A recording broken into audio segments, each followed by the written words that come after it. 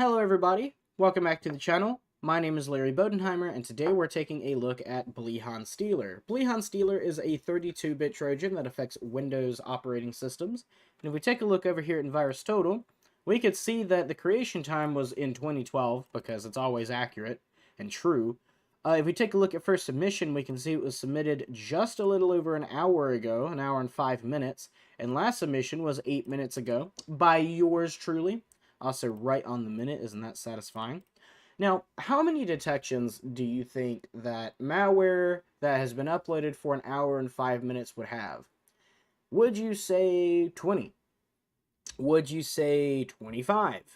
Well, if you said 60, you'd be right. Now, in this case, I don't think that this has anything to do with this just being a script kiddie malware nonsense that's just easy for everybody to pick up on within an hour. I think what's happened is this is actually just another extremely similar variant, or maybe even the same variant as another BlihanStealer sample that was uploaded previously. And that's why it has so many detections, because the code is almost completely identical, or is completely identical. And since they already have signatures for the old sample, why wouldn't they have signatures for this one as well? If we go to detections, we should only be really taking a look at the ones that aren't detecting it, because it would take forever to look at all 60 that are. But again, if you're new to the channel, the MD5 and all that good stuff will be in the comments, so if you want to follow along with the video, you can do that. Your popular threat label for the video is Trojan.BlihanStealer. Threat categories is Trojan, Dropper, and Downloader. Family labels is Blihan, DAWs, and MS Poser. Your tags are portable executable, checks user input, overlay, self-delete, and persistence. We don't even have the text debug environment on this one, which makes things interesting. Only has a community score of -1, by the way. And if we come take a look, are there any major AV companies that aren't detecting it? Palo Alto Networks and Webroot, to the surprise of nobody. So all of the major ones are detecting this. If we go to Bitdefender, they've got a generic sample, but at least it's something. And if we go to Kaspersky, where is my Kaspersky? Here it is. Trojan Dropper DAWs. Okay. If we go to details, here's your MD5, your SHA-1, and your SHA-256. Again, in the comments. If we go to relations, we can see there's one contacted domain. However, it is just Microsoft, so no detections. 5 contacted IP addresses. However, these all seem to be okay. They have no detections. And dropped files, we have 3. And there is one with 59 out of 72 detections. Now, there's something quite interesting about this one, but I'm going to wait and hold off on what that is until we get later into the video and actually take a look at the malware ourselves. Again, I don't spend much time on behavior on this channel, but if you want to look for yourself, now is your chance to do so. Surprisingly, we do have one sandbox detection. That's not surprising. Zenbox flags it as malware, Trojan, and evader. But surprisingly, we have no IDS rules and only one medium crowdsourced Sigma rule, and it's only for current version auto-run keys modification. Which is pretty big, but the fact that there's only one is interesting. And if we go to community, only El Guata 666 has been here. Ah yes, the 666. Very required. And Joe Security has been here, and as you can see, his threat name is BlihanStealer. If we go ahead and take a look at the files we'll be using, we have System Informer, which I'll go ahead and get ready to go now. Let's go ahead and minimize all that good stuff. Process Monitor, which I'll go ahead and resume now. Wireshark, which I'll go ahead and resume now. And Zooey. Last but not least, let's take a look at the properties for this file. If we go to Properties and Details, we can see that there's new details for the file. Surprisingly, only 37 kilobytes, but when you're efficient, you don't really need a bunch of size. That wasn't what I was trying to say at all. You don't... oh my god, don't take that out of context. You don't need a lot of data. So that's why it's such a small file. Now that we've taken a look at all that, it's time to open System Informer. And without any further ado, let's run some malware. Do you want to allow this app from an unknown publisher to make changes to your device? Sure I do. So we click yes, and immediately we get Microsoft Help.exe opening down here. If you notice on the desktop, the original file has actually deleted itself. And we've got this thing over here, Microsoft Help.exe bad image. C Windows hide plugin.dll is either not designed to run on Windows or it contains an error. Try installing the program again using the original installation media or contact your system administrator or the software vendor for support. Error status 0xC000012F. And of course, if we actually try to put this error status in, oh, it's actually configured to be always on top. That's interesting. Error status 0xC000012F. Oh. Wait, that's a real error code? Wait a minute. Means that you lack the Microsoft Visual C redistributable files, which are prerequisites of other programs. Either not supported to run on Windows or it contains an error. Okay, so it looks like they just chose a random error status and it just so happened to be a real thing because these aren't matching at all. So they got lucky with that one. And if we click OK, it closes on our desktop, but it's definitely still running in the background. So that's all that it's really going to do on System Informer. Now let's go ahead and pull up System Monitor. Let's go ahead and pull up System Monitor computer. Thank you. We're going to adjust it to about here. So if anything new and suspicious does open, we'll be able to see it. And we're going to expand the path here so we can see the full names of everything. Next, we're going to do two filters. The first filter we're going to do is operation is create file. And the second filter we're going to do is process name is, and I'm not typing all that. Even if I wanted to, it's not here anymore, so I can't even copy the name. We're going to click apply. Shouldn't take too long, and we'll be able to see that we only have 51 events, the exact same amount of events that we had last time. So if we click OK here, we can see the prefetch. Is the prefetch still here with us? Is the prefetch currently in this room? The prefetch is currently in the room. If we keep going, we can see a lot of DLLs are being called. It's accessing its own file again. It's going to the desktop. We're in syswell64 with apphelp.dll. And if we keep going down, sysmain, and as you can see here, it's in globalization sorting, and then it actually installs that Microsoft help.exe file. So that's all we're going to get from this. We go to filter again, we're now going to replace this file name with Microsoft help.exe. Add, apply. It'll take a little bit longer because we now have 4 million events. We'll click OK here, and something just closed. What did I have open that just closed? I think everything is still here. Firefox, System Informer, Wireshark. So yeah, everything's... Did that move to... Whatever. If we look up here, the prefetch, I'm sure the prefetch for this is still here as well. Indeed it is. Microsoft help.exe. We're calling a bunch of DLLs again. Kernel base, ADV API, IMM32, desktop, and it looks like it did access that file again, most likely just to delete it. We've also got hide plugin.dll, which, is that a real thing? Yeah. Okay. I'm very interested now because,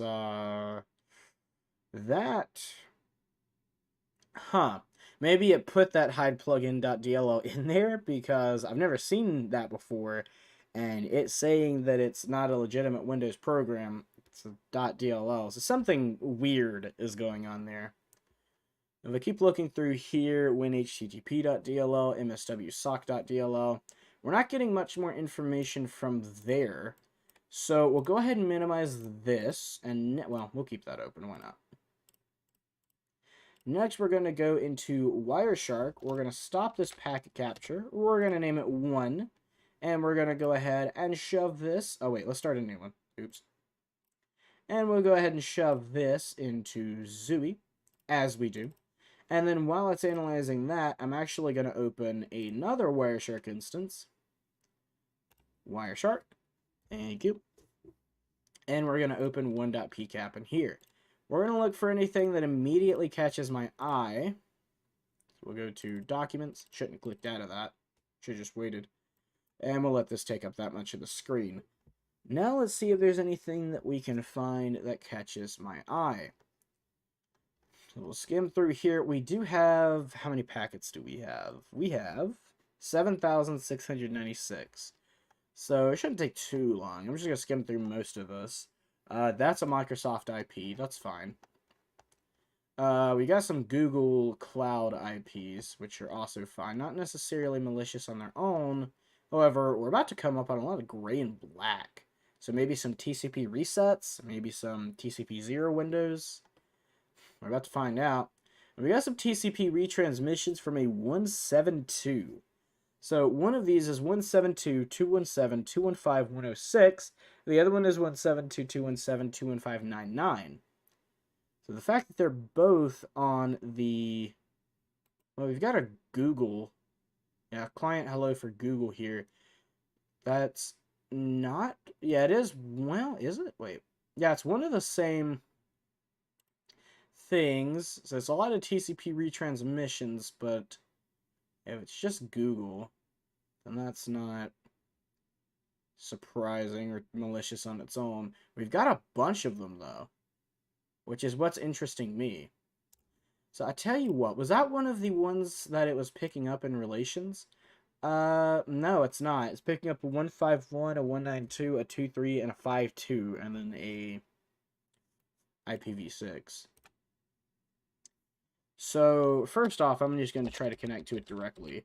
215.106, and if it just takes us to google.com, which it did, then that's fine. I'm also going to try to put it in abuse IPDB. It won't take too long. I'm not going to put both of them in there. I'm just going to put one in there, and if they don't have any reports, then I'll just consider that to be a red herring. 215.106. Check. It wasn't even found in their database, so. Okay. Odd, but not malicious. If we keep looking through here, we're not finding anything that immediately just calls out to me. Oh, wait. We got some red stuff here. 13 is fine. Is that the same IP? It is. It's the same two IP addresses that are sending retransmissions. Again, retransmissions themselves aren't necessarily malicious on their own. They're just weird. We got a 6.4 here. That wasn't one of the detected IPs either. Doesn't mean it's not malicious, because VirusTotal doesn't always pick up on everything, but definitely something to follow. We got a bunch of gray here, but that's okay. Oh, we got a bunch of red here. Okay. See if it's the same IP addresses. 13107246441, some reset acknowledgements. Port numbers reused from Google. What is going on with that? And that crashed, but we were done with it anyway. Forgot to pause it. My bad. Okay, I'm very interested into why Google is sending so many retransmissions and is reusing the same ports. But I guess we'll ignore it. I'm not seeing anything that's immediately jumping out to me. So we're going to go ahead and we're going to chuck some of these IP addresses in here. I know for a fact this one's fine and this one's fine. And this one should be fine too. So we'll try the 2.3. IP to ADDR equals 2.3.213.37.172. And we don't have any packet connections to that. Don't tell me that the C2 went offline. 52.154.209.174. We don't have any connections. That's bad. That's really bad. Now, it is possible. Don't get me wrong. It is possible that the Google IP is the one that's being used as the C2. Matter of fact, you know what? This is probably going to lead me to nowhere, but I gotta try putting it in to Whois to see if it's just a regular Google IP or if it's like Google Cloud. So let's get one of those IP addresses. The 106 was the one I was looking at earlier and the one that's more common. Let's open Whois really quick. Who is you? Okay. Can't sing any more of that or they'll shoot me in the back of the head. It doesn't say anything about Google Cloud. So usually around here it says that this IP is used for Google Cloud subscribers or something like that. This is just a Google LLC page. That's so odd. So the next thing we're going to do is we're going to take a look at Zooey, and then we're going to restart the computer. So we'll go ahead and take a look at this pool. We'll go and query it. We do have a bunch of alerts immediately, but that doesn't necessarily mean anything. It's probably all Suricata. Yeah. Suricata app layer, wrong direction, first data. Oh my god, is this all going to be Suricata nonsense? It may be. Okay, I'm going to skim through most of this, but I don't think we're going to get anything suspicious here either. I've got a very bad feeling, unfortunately, that the C2 server's already gone down. So please prove me wrong. Please. Yeah, this is all Suricata's nonsense. Suricata. Suricata. Oh my god. Okay. I would be willing to say right now that the C2 is actually down. We do have a bunch of packets here. I'm not going to shove it in Zooey unless I see anything that just jumps out at me. Yeah, we got reset acknowledgements from those Google IPs. I don't know what's going on with that. Nothing about that screams malicious to me. It's just so many weird things that make it look malicious that it's kind of just... yeah. But I'm not saying anything here. So next we're going to go ahead and restart the computer. And we're immediately going to open System Informer, but we're also immediately going to open Process Monitor. And that is going to be because I want to see, obviously, if it has persistence. If it doesn't, then this really is just some script kiddie nonsense, and that's why it has 60 freaking detections. But if it does have persistence, like VirusTotal says, I also want to have Process Monitor up to see if that Microsoft Help is doing anything suspicious. So first we're going to open the Process Monitor. I don't want to waste any time on that. Let's go ahead and open this as quickly as possible. Yes. And then we'll open System Informer. Drag you over here. And do we see anything that's jumping out to us? I got a feeling if it is persistent, it's not going to be in Explorer anymore. And immediately we've got the same thing. Microsoft Help.exe bad image. So it actually does open under Explorer, surprisingly. Maybe this is because the C2 is down and it's detecting that and it's just throwing an error. I don't know.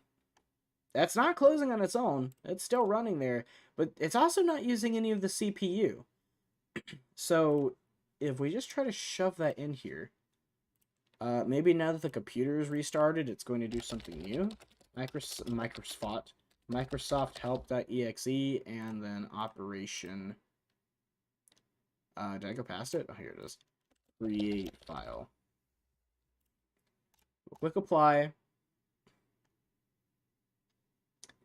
And 53 events this time. Last time we had 71. So could be something.